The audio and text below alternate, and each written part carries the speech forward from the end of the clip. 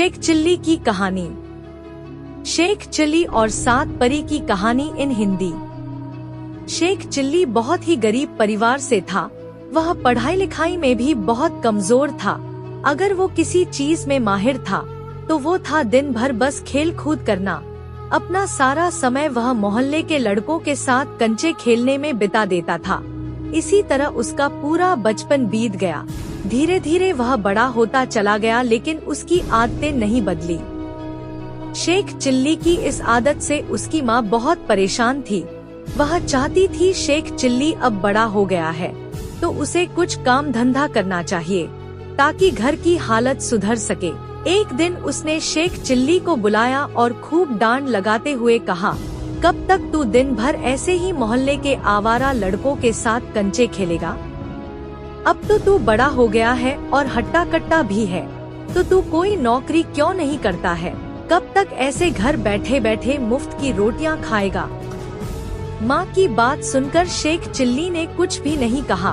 वह चुपचाप उनके आदेशों का पालन करते हुए अगले दिन नौकरी की तलाश में दूसरे गांव के लिए निकल पड़ा। शेख चिल्ली की माँ ने उसके थैले में रास्ते के लिए 7 रोटियां बांध दी। इसके बाद शेख चिल्ली आगे की ओर निकल पड़ा। शेख चिल्ली ने आधा ही रास्ता तय किया था कि उसे भूख लग गई। वह एक कुएं के पास ठहरा और अपने थैले से रोटियां निकालकर खाने के लिए बैठ गया। माँ की दी हुई 7 रोटियों को देखकर वह कहने लगा, 1 खाऊं, 2 खाऊं, 3 खाऊं कि 7 को खा लूं। संयोग से उसी कुएं में 7 परियां भी रहती थी। शेख चिल्ली की खाने वाली बात सुनकर वे घबरा गईं। उन्हें लगा कि वह उन परियों को खाने की बात कर रहा है। डर के मारे वे 7 परियां कुएं से बाहर आई और शेख चिल्ली से विनती करने लगी कि वह उन्हें न खाए। परियों ने शेख चिल्ली से कहा, हमें मत खाओ, हम तुम्हें एक जादुई घड़ा देंगे। उस घड़े से तुम जो भी मुराद मांगोगे वह पूरी हो जाएगी। शेख चिल्ली ने परियों से जादुई घड़ा लिया और फिर वापस अपने घर आ गया। घर पहुंचकर उसने अपनी माँ को परियों वाली बात बताई। माँ यह सब सुनकर हैरान थी। उस कहानी में और आगे बढ़ने से पहले आप प्लीज चैनल को सब्सक्राइब कर दो। यदि यह वीडियो लड़की की होती तो सभी चैनल को सब्सक्राइब करते। आप सभी से हाथ जोड़कर विनती है कि आप प्लीज चैनल को सब्सक्राइब कर दो। उसने सोचा क्यों न परियों द्वारा दिए गए जादुई घड़े को आजमा कर देखा जाए।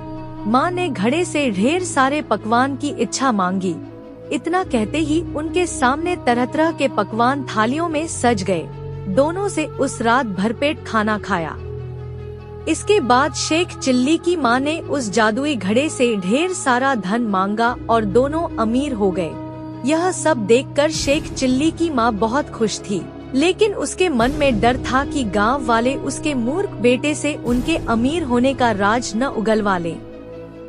तभी शेख चिल्ली की माँ को एक तरकीब सूझी। वह बाजार गई और ढेर सारे बताशे खरीद लाई। फिर घर के छप्पर पर चढ़कर उनकी बारिश करने लगी।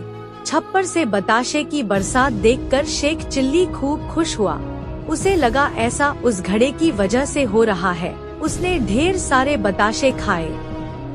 अमीर बनने के बाद शेख चिल्ली व उसकी माँ के रहने के तौर तरीके भी बदल गए, जिसे कुछ ही दिनों में गांव के लोगों ने भांप भी लिया। गांव के लोग सोचने लगे कि अचानक ये इतने अमीर कैसे हो गए।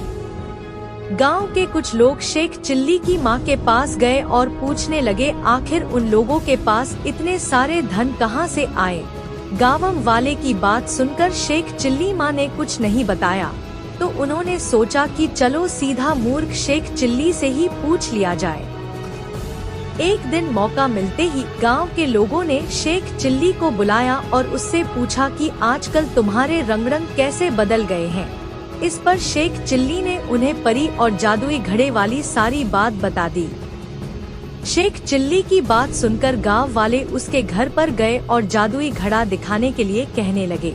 इस पर शेख चिल्ली की माँ ने कहा कि उनके पास ऐसा कोई घड़ा नहीं है। माँ ने कहा, तुम लोग तो जानते ही हो कि मेरा बेटा मूर्ख है, यह तो दिन में भी सपने देखता है। यह सुनकर शेख चिल्ली ने जोर देते हुए कहा, माँ याद करो, मैंने तुम्हें ही वो जादुई घड़ा दिया था, क्या तुम भूल गई? उसी घड़े से तो हमने रात में ढेर सारे पकवान खाए थे और फिर हमारी छप्पर से बताशे की बारिश भी तो हुई थी। यह सुनकर उसकी माँ ने हंसते हुए कहा, लो अब बताओ कोई भला छप्पर से भी कहीं बताशे की बारिश होती है। अब गांव वालों को भी शेख चिल्ली की माँ की बातों पर यकीन हो गया था। उन्होंने मान लिया कि शेख चिल्ली ने कोई सपना देखा होगा और उन्हें कोई मनगढ़ंत कहानी सुना रहा होगा और सभी अपने अपने घर वापस चले गए। कहानी से सीख, मूर्ख लोगों की सच बात पर भी कोई यकीन नहीं करता है, इसलिए उम्र व जरूरत के अनुसार खुद की कमियों को दूर करना चाहिए और होशियारी का हुनर सीखना चाहिए। अगर आपको इन कहानी में थोड़ा सा भी मजा आया है तो प्लीज चैनल को सब्सक्राइब कर दो। यदि यह वीडियो लड़की की होती तो सभी चैनल को सब्सक्राइब करते। आप सभी से हाथ जोड़कर विनती है कि आप प्लीज चैनल को सब्सक्राइब कर दे।